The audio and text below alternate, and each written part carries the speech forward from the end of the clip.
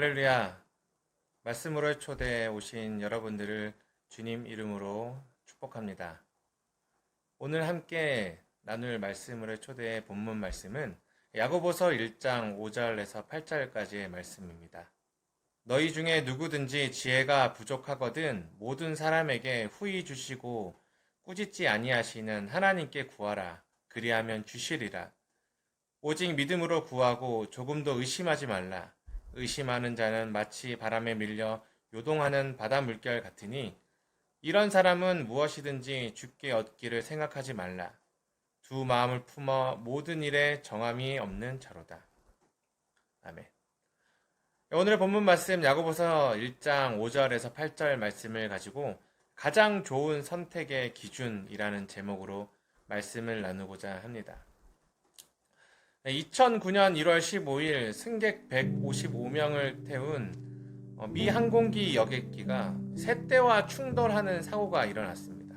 이 사고로 인해서 비행기 엔진에 불이 붙었고 비행기는 추락의 위험에 빠지게 됐습니다. 자칫하면 승무원과 승객 모두가 목숨을 잃을 뻔한 상황이었죠. 그런데 이때 체슬리 술렌버거 기장이 침착하고 빠른 판단을 내립니다. 추락하는 비행기를 가장 가까운 곳에 위치한 허드슨 강에 비상 착륙하기로 결정하지요. 그리고 이 순간의 판단으로 비행기는 허드슨 강에 무사히 착륙하게 되었고 총 155명의 전원이 무사히 구조될 수 있었다고 합니다. 후에 사람들은 이 사건을 허드슨 강의 기적이라고 부르면서 영화로도 제작되어 많은 사람들에게 감동을 주었지요. 위기의 순간에 올바른 선택이 얼마나 중요한지 우리에게 알려주는 이야기입니다. 우리도 살다 보면 이 슐렌버거 기장이 경험한 것처럼 급박한 상황은 아니더라도 위급하고 어려운 순간을 많이 경험하게 됩니다. 그리고 그 순간마다 우리는 올바른 선택을 내려야 하는 것이죠. 올바른 선택이 없다면 위기는 기회가 아니라 고통과 상처밖에 주지 못하기 때문이죠. 그럼 올바른 선택을 하기 위한 기준은 무엇일까요? 답은 바로 간단합니다. 바로 하나님의 뜻이죠. 예레미야 29장 11절 말씀입니다. 너희를 향한 나의 생각을 내가 아나니 평안이요 재앙이 아니니라. 너희에게 미래와 희망을 주는 것이니라. 어떤 상황에서도 우리에게 가장 좋은 길은 하나님의 뜻을 따라가는 것입니다. 우리를 향한 하나님의 뜻이 선하기 때문이죠. 때로는 지금 당장 하나님의 뜻을 따라 선택하는 것이 내게 손해되는 것처럼 느껴질 때도 있죠. 그러나 하나님의 뜻에 따라 선택한 길의 끝에는 반드시 하나님이 계획하신 이 선한 결과가 기다리고 있음을 기억해야 합니다. 반대로 지금 당장 나에게 좋아 보이는 선택이라도 그 안에 하나님의 뜻이 없다면 시간이 흐를수록 후회만 남게 될 것입니다. 그렇기 때문에 우리는 시험이 다가올 때 나에게 가장 좋은 길인 하나님의 뜻을 따라 선택해야 하는 것이지요. 그리고 이때 필요한 것이 바로 지혜입니다. 지혜는 하나님의 뜻을 분별할 수 있고 선택할 수 있는 힘을 말하지요. 그래서 지혜가 있다면 어떠한 시험이 닥쳐와도 가장 좋은 선택을 할 수 있습니다. 위기에 잡혀 먹는 것이 아니라 위기를 딛고 승리할 수 있는 것이지요. 그런데 이 지혜는 돈으로 살 수 있는 것이 아닙니다. 노력으로 얻을 수 있는 것도 아니에요. 지혜 학원, 지혜 대학원, 이런 것들이 없죠. 오로지 지혜는 오직 하나님께로만 받을 수 있는 것입니다. 왜냐하면 지혜의 주인이 하나님이시기 때문입니다. 본문 5절 말씀을 함께 읽도록 하겠습니다. 너희 중에 누구든지 지혜가 부족하거든 모든 사람에게 후히 주시고 꾸짖지 아니하시는 하나님께 구하라. 그리하면 주시리라. 누구든지 구하면 됩니다. 하나님은 누구에게나 주시겠다고 약속하셨기 때문입니다. 교회에 처음 나온 새신자도 목사님도 장로님도 상관이 없는 것이죠. 구하면 주시기 때문입니다.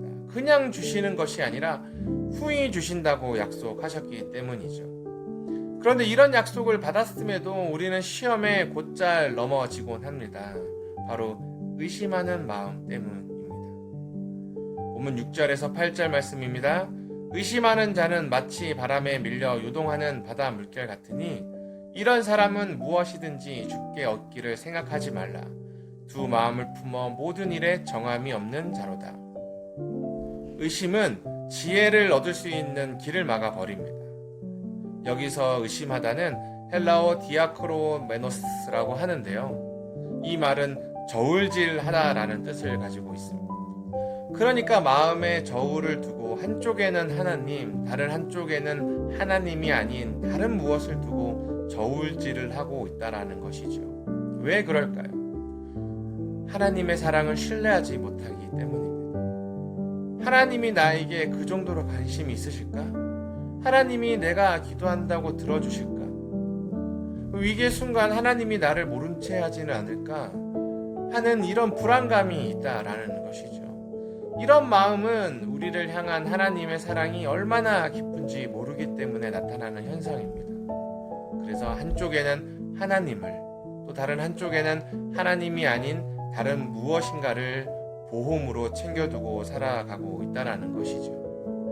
그러나 야고보는 이렇게 얘기를 합니다. 오직 믿음으로 구하고 조금도 의심하지 말라. 의심할 필요가 없다라는 얘기입니다. 다른 누구의 약속도 아니라 하나님이 주신 약속이기 때문입니다. 누구든지 구하면 주십니다. 넌 왜 이런 기도로 나를 귀찮게 하니? 넌 왜 이런 정도 일로 혼자 해결 못하니? 라고 꾸짖지 않고 간신히 위기만 모면할 정도로 인색하게 주지 아니하시고 후히 주신다고 약속하셨다는 것이죠.